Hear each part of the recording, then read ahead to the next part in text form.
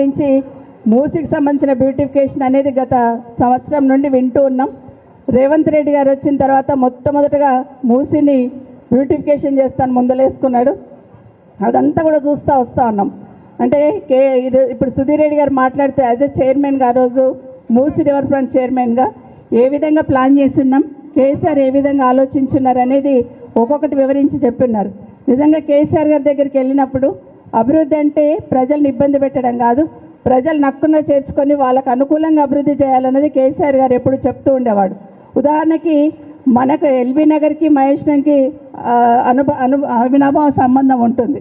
పైన వర్షం పడితే పైన కాలనీలు అన్నిటి కాలనీలకు వెళ్ళి ఎల్బీ నగర్ వచ్చి కాలనీలన్నీ మునిగిపోతూ ఉంటాయి. పైన చెరువులన్నీ కూడా వచ్చి చాలాసార్లు సుధీర్ రెడ్డి గారు కూడా ఇబ్బంది పడ్డారు. పైన చెరువులకి వెళ్ళి నీళ్లు రావద్దు ఆపేద్దామని కిందున్న కాలనీ వాళ్ళు ఇబ్బంది పెట్టినా నీళ్ళ వంపు ఎక్కడుంటే అక్కడే పోతుందని చాలాసార్లు అందరినీ కన్విన్స్ చేసిన సుధీర్ రెడ్డి గారు కూడా ధన్యవాదాలు. ఎందుకంటే అక్కడ రాజకీయం చేయకుండా ఎవరి కష్టమైనా కష్టమే అని ఆలోచించున్నారు.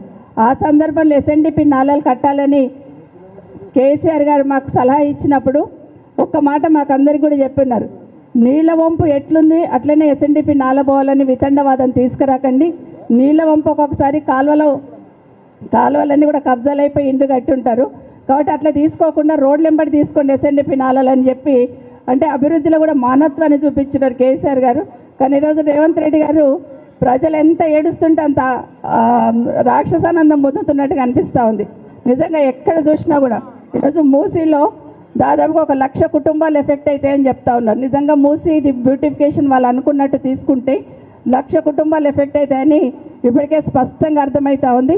ఒకటి మాత్రం నాకు అర్థమవుతుంది, కేసీఆర్ గారేమో ఉన్న 10 సంవత్సరాలు ఏదైనా జాగా ఉంటే తీసుకొని డబుల్ బెడ్రూమ్ ఇల్లు కట్టి పేదవాళ్ళకి ఇవ్వాలని ఒక సంకల్పంతో 9 సంవత్సరాల్లో 1,00,000 డబుల్ బెడ్రూమ్ ఇండ్లు కేసీఆర్ గారితే 4 సంవత్సరాల్లో 1,00,000 ఇండ్లు కూలుస్తానని రేవంత్ రెడ్డి గారు కంకణం కట్టుకున్నట్టుగా అనిపిస్తుంది ఈరోజు. కానీ ఈరోజు అదే కేసీఆర్ గారు ఉండుంటే ఈరోజు మూసీకి సంబంధించిన బ్యూటిఫికేషన్ చేసేవాడు, చెయ్యాలనే ఆలోచన గతంలో చేస్తున్నాం కాబట్టి. కానీ ఈ విధంగా పేదలను ఇబ్బంది పెట్టి చేసే పరిస్థితి అయితే ఉండేది కాదని ఒకసారి తెలియజేసుకుంటే, ఇక్కడే కాదు రాష్ట్రంలో ఏ మూల చూసినా అందరు కన్నీరు పెట్టుకుంటున్నారు. ఒక సైడ్ హైదరాబాద్ బాధితులు, ఒక సైడ్ ఖమ్మంలో కానివ్వండి, ఇక్కడ మూసీ బాధితులు కానివ్వండి, ఇంకో సైడ్ భూములు లాక్కుంటా ఉన్నారు. ఎక్కడ చూసినా కన్నీరు పెడుతుంది తెలంగాణ రాష్ట్రం. నిజంగా తెలంగాణ తల్లి ఈరోజు ఏ మూలకు చూసినా కన్నీరు పెడుతున్న సందర్భం కనిపిస్తూ ఉంది. అందుకే పాలన చేసేవాళ్ళు, ముఖ్యమంత్రి స్థానంలో ఉన్న వాళ్ళు మానవత్వంతో పాలన చేస్తే రాష్ట్రం ఎట్లుంటుందనేది కేసీఆర్ గారు చేసి చూపించున్నారు. ఒక విజన్తో, ఒక మానవత్వంతో ఖచ్చితంగా ఇక్కడ ఉన్న వాళ్ళందరికీ కూడా సుధీర్ రెడ్డి గారు ఏదైతే భరోసా ఇచ్చున్నారో, ఎక్కడైనా ఎవరికైనా ప్రభుత్వం తరఫున ఇబ్బంది అయితే మనమున్నామనే